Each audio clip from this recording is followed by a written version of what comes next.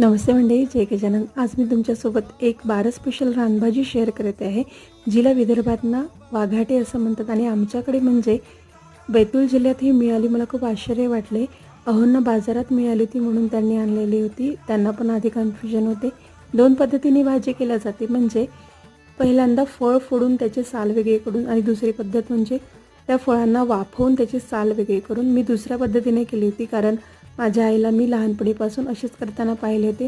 वारकरी संप्रदायात हिला महत्त्वाचे स्थान आहे, म्हणून हिला बारसेची भाजी म्हटल्या जाते आणि विठ्ठलाला बारसेला याचाच नैवेद्य केला जातो आणि उपवास देखील सोडलेला जातो. जरी कडवटीची चव असली ना तरी औषधीय गुण भरपूर हिच्यात आहे. आणि आश्चर्य बघा ना, ह्या 2-3 दिवसात म्हणजे एकादशीच्या तेव्हाच ही विकायला येते, त्यानंतर ही दुर्मिळ होऊन जाते. आणि अशा रानभाज्या आजकाल खूप लोप पावत चाललेल्या आहे. वेगवेगळ्या पद्धतीने करता येते, पण मी माझी पद्धत दाखवली. चला भेटूया पुढच्या व्लॉगमध्ये.